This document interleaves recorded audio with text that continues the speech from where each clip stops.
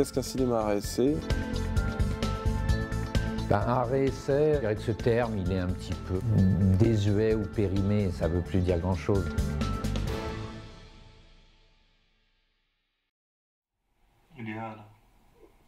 Alors, qu'est-ce qu'un cinéma arrêt-essai? C'est un cinéma qui passe dans l'année un quota de films arrêt-essai, et un quota qui se calcule non pas au nombre de films passés, mais au nombre de séances de films passés qui sont comptabilisés par le CNC. Et au-delà de ce quota, eh bien, qu'il y a à peu près, on va dire, entre 25 et 30% de séances consacrées à l'arrêt-essai. Au-delà de ce quota, eh bien, la salle obtient le classement arrêt-essai. Arrêt-essai, c'est avant tout envisager le cinéma fait par ce qu'on appelle les auteurs, c'est-à-dire proposer un film qui soit pas uniquement du divertissement et de la production qui va aller vers une forme de facilité qui serait simplement du divertissement, de la détente, sans que ce film-là pose pas une forme de réflexion sur un problème sociétal ou autre. C'est-à-dire, on parle de quelque chose de précis, mais dans une vraie écriture cinématographique. Un ton, ce que j'appelle une écriture, c'est-à-dire une envie de rechercher un langage qui est le langage cinématographique.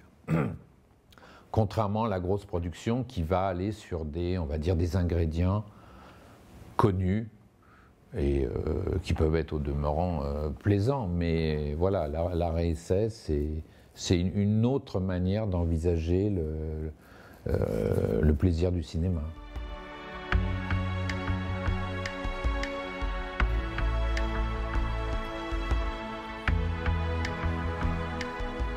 Oui, le cinéma d'arrêt d'essai, dans les années 50-60, il n'y en avait pas, hein, ou même les années 40.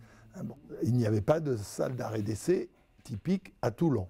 Bon, les films sortaient dans les circuits commerciaux. Il y avait les premières exclusivités, les grandes salles du centre-ville de Toulon et la petite banlieue, c'est-à-dire les quartiers, Saint-Roch, La Valette, Saint-Jean-du-Var. Il y avait des salles de seconde exclusivité, c'est-à-dire les films qui avaient eu du succès dans les grandes salles sortaient dans les petites salles. Il y a eu, dans Toulon même, un réseau Utopia. Utopia qui venait d'Avignon, dans le Vaucluse, je crois que ça a été créé dans le Vaucluse et dans Avignon, et c'est une salle qui ne présente que des films d'arrêt d'essai. D'abord, films d'arrêt d'essai en version originale. Bon, les gens n'aimaient pas trop ça. Après, donc, pour revenir à l'arrêt-essai, Utopia a disparu et il y a eu le Royal est devenu arrêt-essai.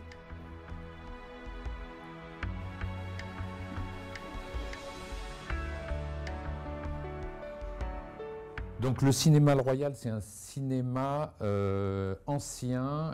Il est là depuis l'apparition, je dirais, des premiers cinémas toulonnais, puisque c'est un cinéma qui a été pensé et voulu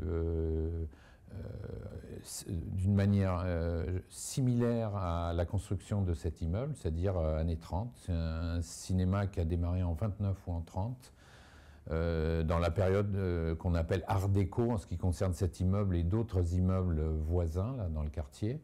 Et ce cinéma a toujours fonctionné de manière permanente depuis ces années-là. Et j'ai eu la chance de reprendre ce cinéma très exactement en mai 1993.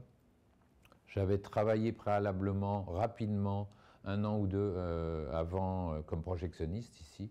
Et j'ai repris ce cinéma parce qu'il y a eu une opportunité à un moment.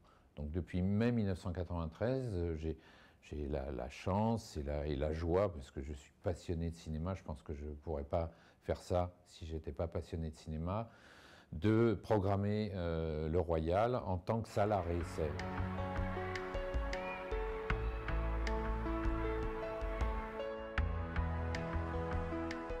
En tant que directeur de salle, programmateur, enfin, moi personnellement, hein, je vois aussi bien des blockbusters.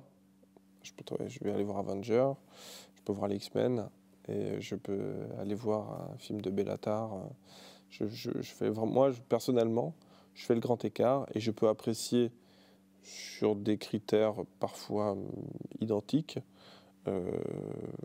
qui relèvent de la sincérité, qui relèvent de l'audace. Je peux voir de l'audace dans certains films grand public, certains films américains,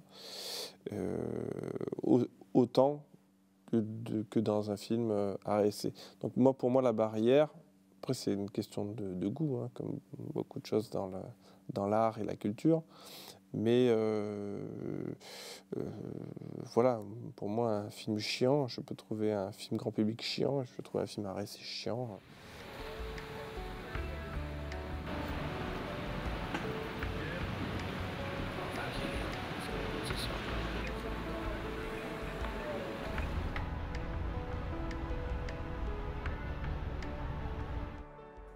C'est même, ça lui s'est reproché parfois à la France. Comme il y a des subventions, des choses comme ça, les gens justement du milieu, ceux qui sont plutôt du côté du cinéma, qu'on dira populaire, et qui ont une espèce de dent contre les gens qui les prennent de haut, eh ben eux ils se disent qu'il y en a marre du cinéma où on voit deux personnages dans une cuisine qui se prennent la tête et où on s'emmerde, où il n'y a pas de spectacle. Finalement c'est du cinéma mais ça pourrait être de la radio. Il y a des gens qui parlent dans une cuisine et puis qui ont des tourments et tout ça. Alors il y a une ironie à propos d'un cinéma chiant qui n'existerait pas s'il n'y avait pas toutes ces subventions. Le CNC me subventionne, oui et non, c'est-à-dire que je n'existe pas grâce aux subventions, soyons clairs. Je ne suis pas sous perfusion, et à savoir si on m'enlève les subventions, je n'existe plus. Non, pas du tout. Le Royal marche bien, même très bien. J'ai besoin, et ça se fait et tant mieux, j'ai besoin d'avoir beaucoup d'entrées, j'ai besoin d'avoir un public nombreux parce que je suis indépendant, c'est une structure associative et que je suis soumis, malgré le fait d'être associatif, à toute forme de taxes et d'impôts et de charges comme n'importe quelle entreprise, et que de toute façon, il faut que je puisse exister économiquement. Il y a des salariés qui sont là, il y a une masse salariale, etc. etc. Donc là-dessus, soyons clairs, le Royal arrive à fonctionner très correctement. Maintenant, ce qui se passe, c'est que le CNC me verse une subvention en tant que salle qui a une programmation à réessai. C'est-à-dire que tous les ans, auprès du CNC, le Centre national du cinéma, je dépose un dossier de ma programmation échue depuis l'année d'avant. Et le CNC étudie toutes les programmations, toutes les demandes de subventions à réessai. Et en fonction du nombre de séances que j'ai faites, du nombre de films classés à réessai, le CNC m'attribue une subvention. On est bien d'accord. Ça, c'est l'évidence. J'ai aussi une subvention d'une collectivité qui est le Conseil général du Var, Conseil général du Var, depuis presque 20 ans. Mais on va dire que ces subventions-là ne sont pas, comment dire, ce qui permet de boucler la boucle. C'est quelque chose qui est là, qui est présent.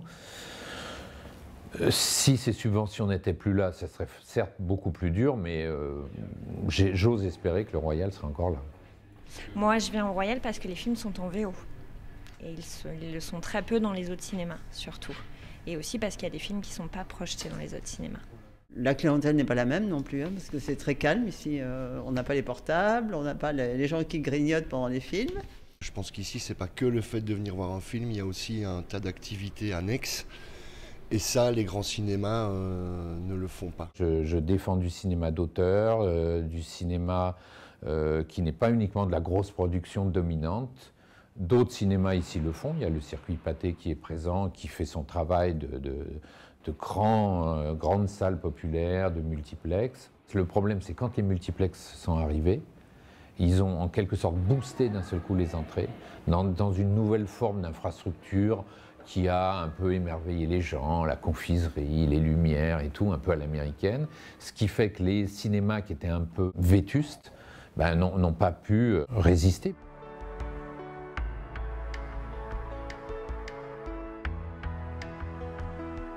Le studio Kléber donnera sa dernière séance le 31 mars. Fermeture de l'Odéon. Avec la fermeture des CNP.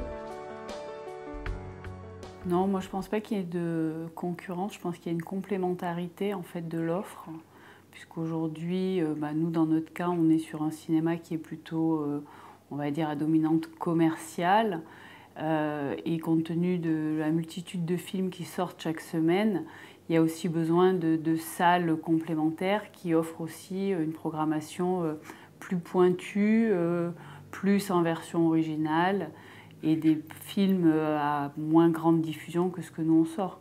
Donc pour qu'il y ait une dynamique cinématographique sur une ville, il y a nécessité qu'il y ait les deux types de cinéma, que ce soit du multiplex avec des films et des grandes salles, et du cinéma à réessai avec une diversité de films beaucoup plus large, surtout dans le cinéma étranger que nous, on a assez peu.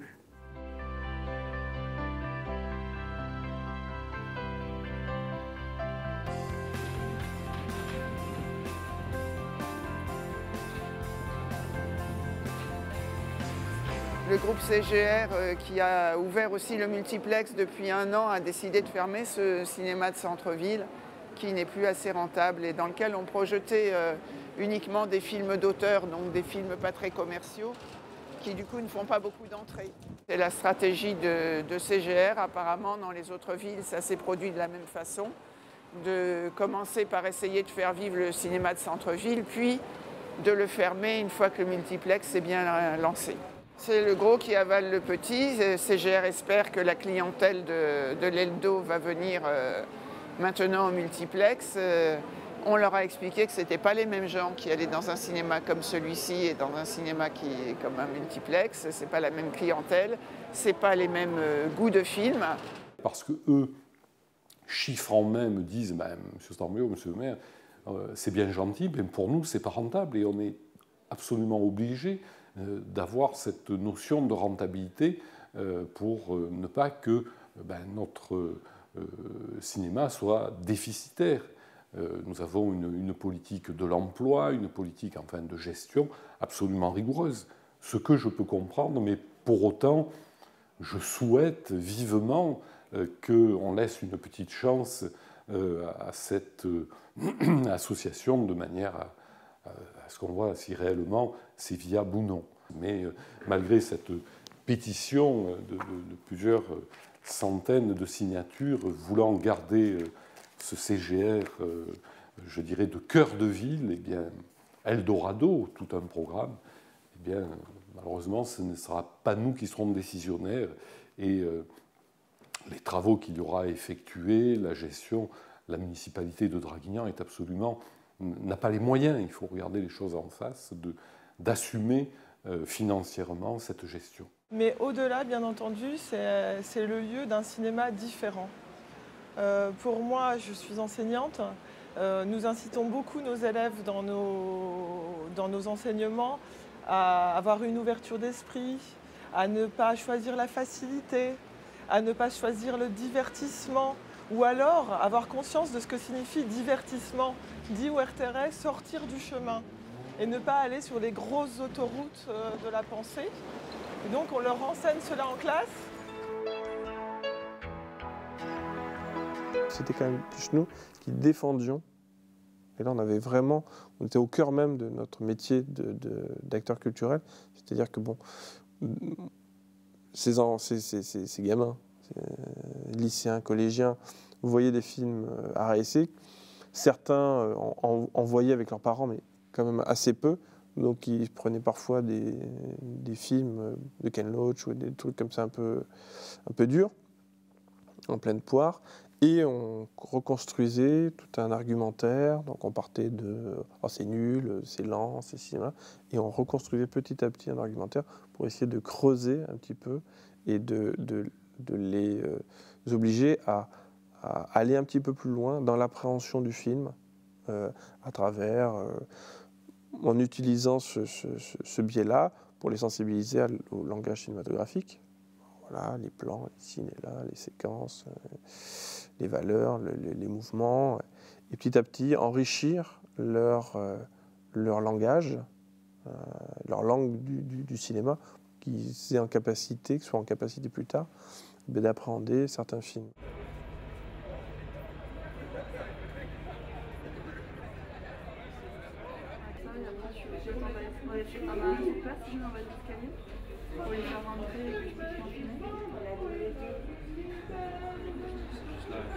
Ça fait des années qu'au sein du lycée, j'essaie de sensibiliser les élèves au cinéma, et notamment au cinéma art et essai, voilà, pour les habituer à l'image et surtout à ce qu'ils voient d'autres films que ceux qu'ils ont l'habitude de voir en salle. Donc là, ils participent à un dispositif qui est financé par la région et qui s'appelle Lycéens au cinéma. Et à ce titre-là, ils vont 3 fois dans l'année ici au cinéma Le Royal pour voir des films. Là, on a vu Les yeux sans visage, on a vu Bonnie and Clyde, donc des films qu'ils n'iraient pas voir ou des films du patrimoine. Sont les spectateurs de demain, et puis je dirais que là, c'est le rôle d'une salle indépendante comme Le Royal qui est une forme d'apprentissage de ce qu'est un film, de ce qu'est le cinéma, de ce qu'est une salle. Qu'est-ce que ça veut dire aller voir un film sur un grand écran? C'est ça l'éducation. On éduque pour créer le public de demain, bien sûr. Moi, je me souviens la première fois, je me souviendrai forcément toute ma vie, parce que c'est quand même phénoménal. La première fois que j'ai commencé il y a quelques années, une première séance, où à la fin, j'ai fait un débat avec des enfants de primaire. Alors j'ai regardé le cinéma, la séance, et il y a un gamin qui est arrivé comme ça. Il m'a fait « Le cinéma, c'est grand ».